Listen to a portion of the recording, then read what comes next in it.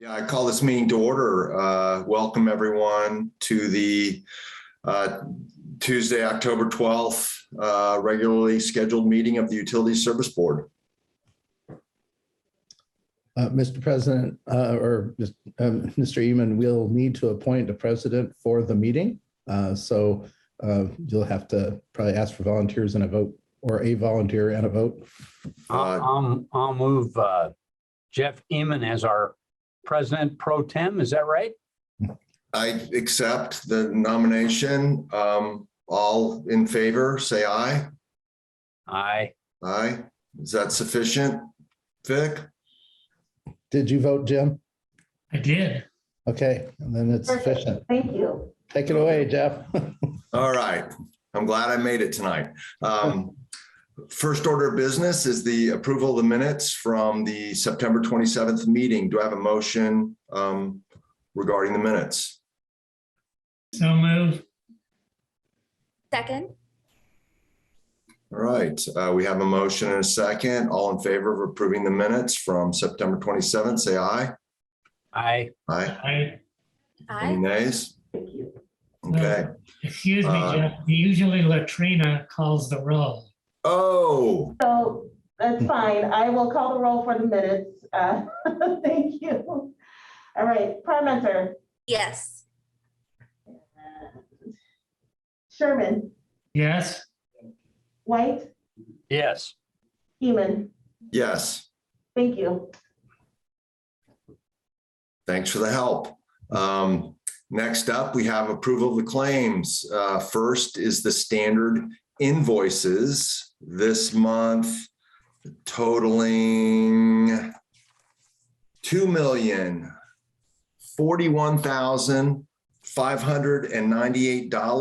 $2,041,598.04. Do I have a motion regarding the regular claims? So move. Second. Latrina? Robert. All right, Robert isn't here. Sherman, Yes. Parmenter, Yes. Heeman, Yes. White. Yes. Thank you. Yeah, Jeff, a suggestion. Before you call the vote, I think it's good if you ask if there are any questions from the board members. Ah, yes. That would be the appropriate order of business. Shows my lack of experience as a president. You're doing great. Next, well, were there any comments on the invoices or questions after the fact? Okay. Next up, we have the utility bills this month totaling $98,126.87. Are there any questions on the utility bills this evening? Do we have a motion? So move. Second. Okay, Latrina? Parmenter, Yes. Heeman, Yes. White, Yes. Sherman. Yes. Thank you. Next up, we have the wire transfers. The wire transfers for this last 2 weeks total $516,426.20. Any questions on the wire transfers, fees, and payroll for this last 2 weeks? Do I have a motion? So move. Second. White, Yes. Heeman, Yes. Sherman, Yes. Parmenter. Yes. Thank you. And then finally, we have customer refunds, this time totaling $26,387.21. Any questions about the customer refunds?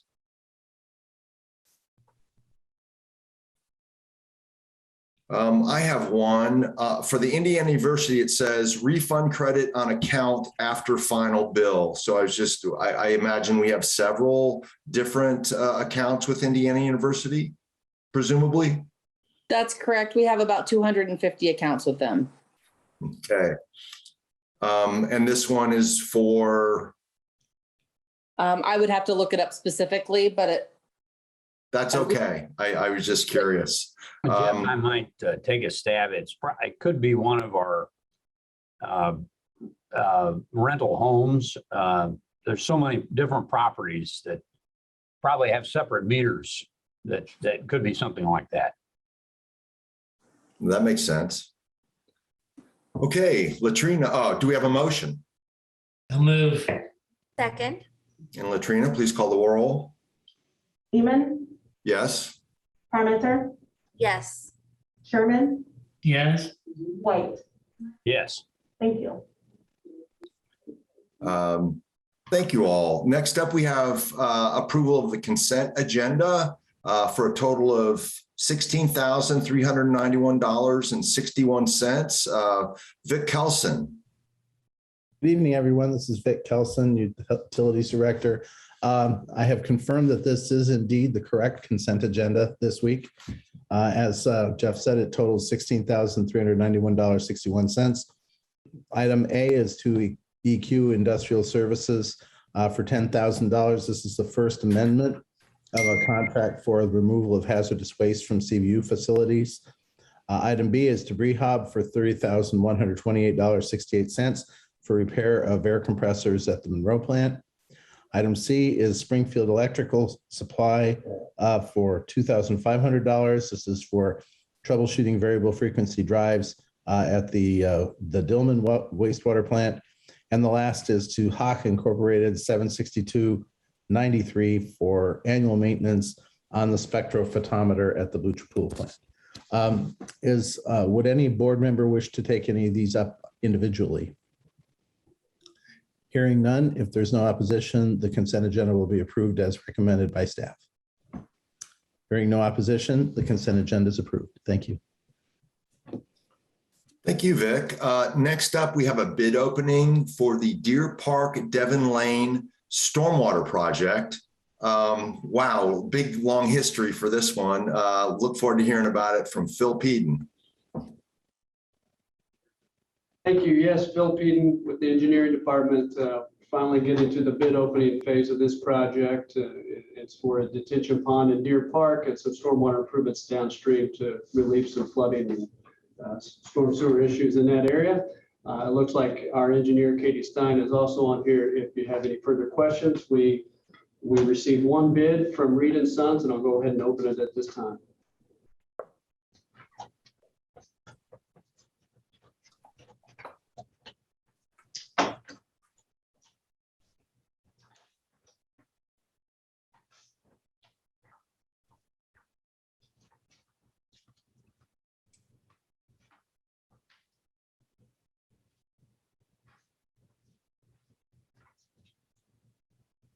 Okay, the lump sum bid price is $187,415. I'll take this under advisement. We'll review this with our engineer and staff and see if they've completed all the other items that are necessary for the submittal, complete that review, and then be back in front of the board. Reading. Thank you. Questions from the board? Jim? Yeah, Phil, can you give us an idea of what the expectation was? from We staff? had an estimate of 103,000. So So this is quite a bit more. yes. And with only one bid, are you likely to accept that or wait? Yeah, I think it'll likely be a rebid to process, but we'll have to process this and check all their numbers and but we certainly want to see the number closer to 100,000. Okay, thank you. And I have a question. Phil, Can you characterize the magnitude of the overall stormwater project budget for neighborhoods, neighborhood projects like this one? Yearly budget? That might be a better question for Laura or Brad, honestly. I was just wondering what proportion of the overall yearly budget this represents. This is- Well, I'll jump in first. Brad may want to fill in with some details. This is not a typical neighborhood stormwater project. That would be, say, replacing a pipe or something like that. This is actually something we would consider more of an ENR kind of project. This is new infrastructure, that's actually not on our property, but this is new infrastructure that will serve a fairly large region in the stormwater basin. So I would characterize this as being more of an ENR type, of more of an extension than it is a neighborhood project. So that's my view on it. Brad, do you have anything to offer? Yeah, I think the only thing I would add to that too is that this is, I believe, under our green infrastructure funding. So, and that has a total budget of around $400,000 a year. So we do have money set aside for green infrastructure, and that's what this is for. Great. And Any this- other question, please? I was going to say the second half of your question is portion of total budget. The total stormwater budget's about $3 million. Okay. Any other questions on the bid opening? Jeff, I just recommend, I think for the board members, it might be helpful for us when this comes back to take a look at an aerial view or a map of, what all this is going to encompass and the basin itself, so that we can get a little better idea. I have questions like, was this something that should have been done as the development progressed, or was it, 2 or 3 developments in separate pieces that have now kind of accumulated the need for this? Those kinds of things help us with making sure we're planning the right way to do these things as the ratepayers are asking for priorities. This particular neighborhood, just if I can respond to this just briefly, this is a neighborhood that is an older neighborhood. It's been there for a long time. And this particular problem has existed for a long time. The entire area that it's protecting is actually very low lying. So the objective here is to get the neighbors have worked really well with us on this proposal, as have the Deer Park folks. So it's a very desirable project for a fairly large area that suffers flooding on frequent basis. But we can bring maps and more details when we bring it back. Thanks, that'd be helpful. I just pulled it up on the map and I can see that it's an unusual space because there's a lot of housing, but yet you have the Deer Park complex, which doesn't have a whole lot of impervious surface really, that abuts it. Yeah. It's a unique circumstance. Yeah. Thank you.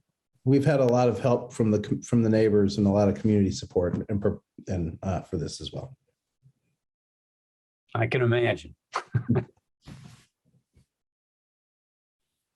Okay, next up, we have the request for request for approval of agreement with FPBH Incorporated for the stormwater detention drainage design, and that would be environmental James Hall. Hi, James Hall, environmental. I'm bringing forward a contract for design of 4 bio detention areas. Latrina can bring up a map if you would like. It's for $39,000. That will include surveys of those four, amount of storage, and then taking those to bids.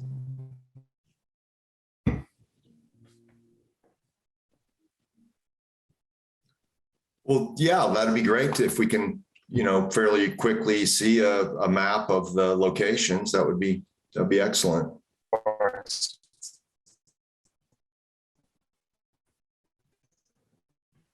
And James, you're a little broken coming through. Looks like you're mobile. Just so you know. I'd be happy to answer any questions that you have.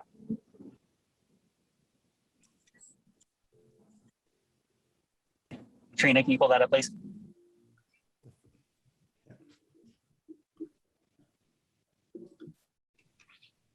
So, James, we're looking at image 3, which is 8th and Vernal. And it looks like there's 2 of them there. And so I guess the question is design work here. Is it to design new detention facilities for these areas? Maybe Phil, you want to answer some of these questions, help James out since he's having a hard time. Yeah, this is Phil Peden, the engineering department. These are areas that we're looking to add detention, similar to the Deer Park project, actually, where a typical development would come in, we would review it, and we would require detention. These are older neighborhoods that don't have detention. It was never incorporated at that time. We're looking for pocket areas that is city-owned property where they already have a significant amount of stormwater that passes through them, that we could take advantage of that and beautify the area with some type of detention area with native plants and green infrastructure, and also limit flooding and storm impacts downstream. So this one particular on the west side in the Waterman addition, we're experiencing flooding to the south of the railroad tracks and north of Kleindorfers, and this would help it alleviate some of that. Go ahead and switch to the other image. Likewise, this is over south down in Sheridan, east of Bryan Park, and we've experienced flooding through that region more so west of Henderson in the pathway as it heads west, but also some through this area. And this is an empty lot owned by the city between 4 streets. Where we think there's an opportunity to add detention. And then, yes. And then this is over south of Sherwood Oaks Christian Church, near Stair and Moore's Pike, or Rogers Road, I suppose it is there. And there's flooding to the southeast through the Hidden Valley neighborhood. And we felt like this would be an opportune location. It's also city-owned property to add detention. So Phil, when we put something like this in, these are all city-owned properties, you said? Yes. And so when we do this, then are we responsible for long-term maintenance, or is this something we share with somebody else? I think on these, it's going to be the city that will have long-term maintenance of this. We've started with the green infrastructure team where we have a maintenance crew that's specifically responsible for green infrastructure that can go out and be incorporated for the maintenance here. If we don't also partner with another city department, may that be Public Works or Parks Department. And are we to the stage yet where we've talked to the adjacent property owners of the neighborhoods about these? No, I don't believe so. Okay. That would probably been James, but I don't believe so. Mr. White, I'm sorry, James. I was gonna say, we have not talked to any property owners yet. We're kind of waiting for design to see if it may impact any areas around there. But we think, since we own all of that property that we're going to be designing on or possibly building on, we weren't going to cause much issue there. Yeah, I just, some of these do back right up to people's backyards, particularly this one here at south of Sherwood Oaks.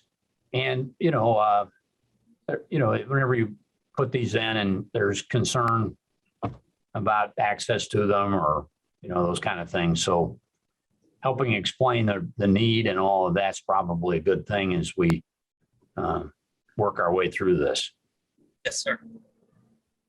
Thank you. Thanks for sharing the images. Yeah, that's always very useful. I have now looking at these, it brought to mind a question I asked, I don't know, a year or so ago about the criteria by which we use to select these particular projects from what I would assume be many more potential candidate locations than just the 4 selected here. So can you talk just for a little bit about how we decided on these particular locations? Am I still? Okay. Yeah, so on this one that we're showing right now, the property that's been developed, as you can see to the southeast there, and I call it Hidden Valley Ranch, or that's what the group in the back call it. It's just Hidden Valley, but that development changed different developers 3 or 4 times. And the water comes through that detention pond near Sarah Road, and then it goes into a much smaller pipe. And then during the most recent larger rain events, it has come over top of the street there and went down through the homes and the other streets in that neighborhood.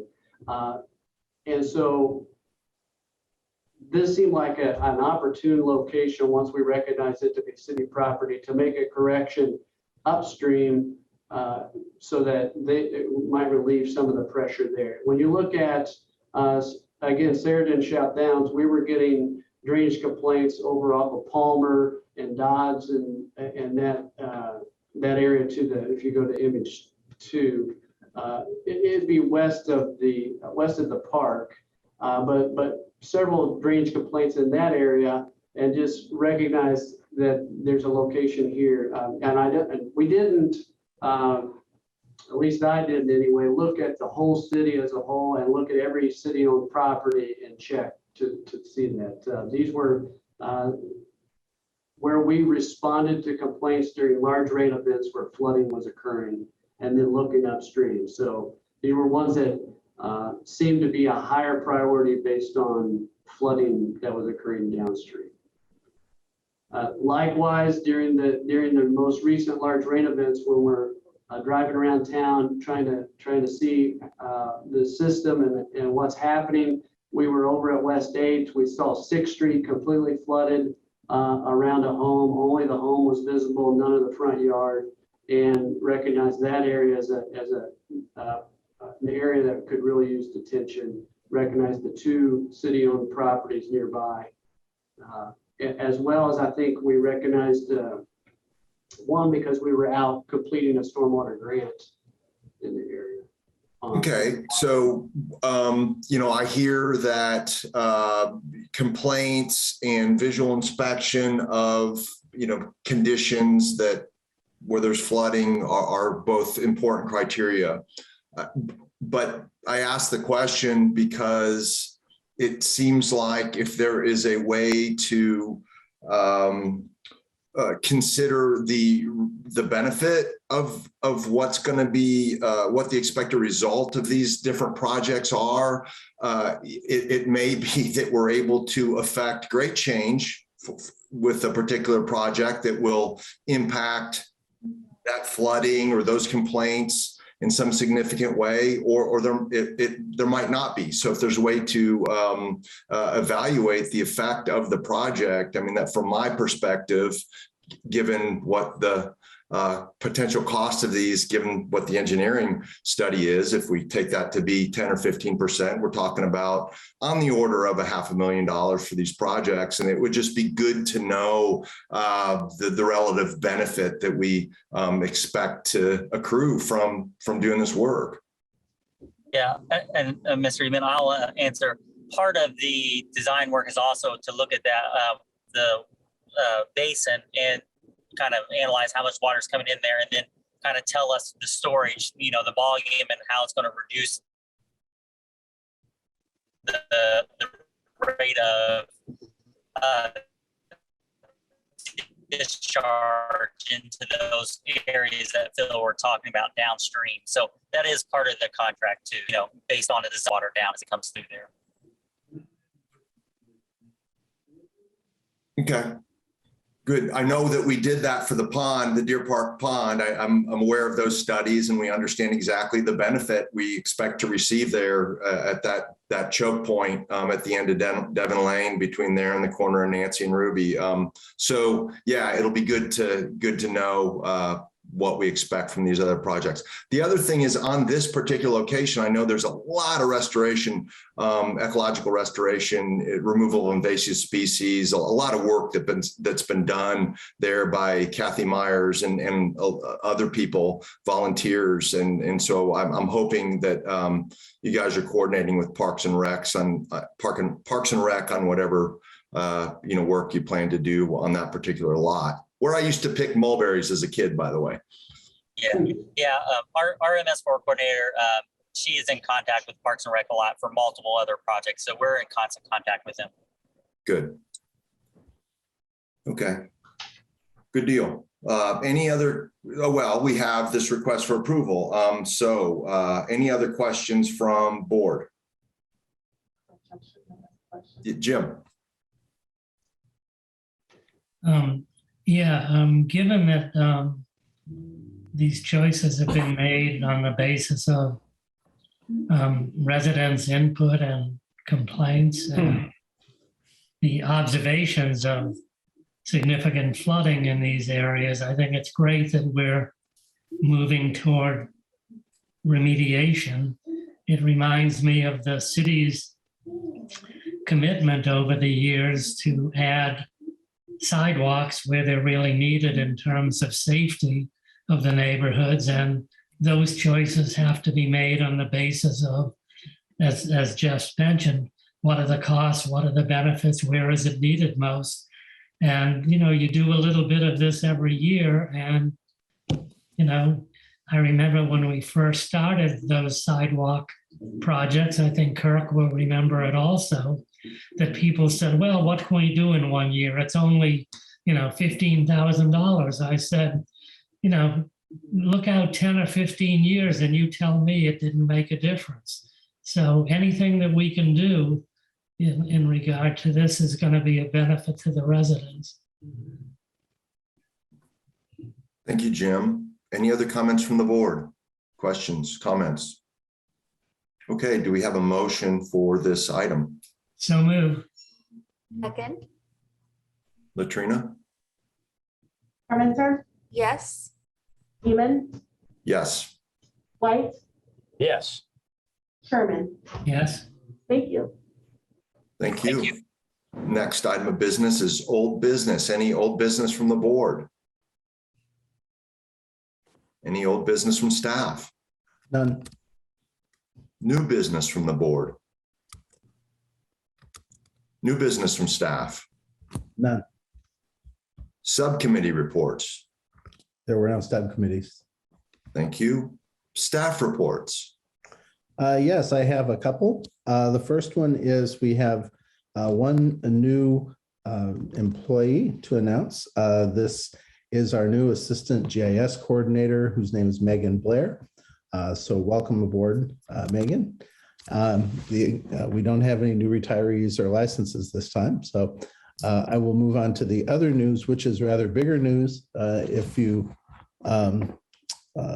I don't know if everyone on the board has heard it. We, as I mentioned the last time, we have reached a settlement with the intervening parties on the rate case. That settlement has been filed with the IURC, and we will be in a settlement hearing on October 22nd. Just some highlights. We had requested a total revenue increase of 22.2%. We're getting 18.26% is what the settled amount is. A lot of the difference is related to some of the projects that won't be continuing. And so the details are all outlined in the documents of the settlement. The other thing is that we have made substantial progress on making adjustments to the rate schedule to reduce the subsidy of the non-residential rate classes by the residential rate class. So we've closed about somewhere between a half and 2/3 of the gap, I would estimate at this point. So we've made significant movement on closing those gaps. We expect the next time we do a rate case, we will do another cost of service study, but the next one will be entirely based on AMI data, which will give us a much stronger set of data for doing detailed analysis of those subsidies. So taking an intermediate step that doesn't get all the way to completely closing the gap makes sense, given that we're going to have much better data the next time. So we're looking forward to the settlement hearing, and hopefully it will all go well from here. And I'll take any questions. Vic, I assume that the parties involved understand that in the future, we will be moving toward closing that gap even more, and that they can expect these rate changes and that they can prepare for them. And that's actually a big part of what happened during our discussions. We will, as I said, we've agreed, everyone's agreed that we'll be doing it again with another cost of service study that's based on AMI data. We've also discussed mechanisms that we can use to make sure that everybody is seeing the data as early as possible in the process, so that we can have much more information amongst all the parties who are interested at the time that we proceed with the next rate case. Thanks. Well, that's welcome news. Thank you very much, Vic. Anything else in terms of staff reports? That's all we have today. Well, that's enough.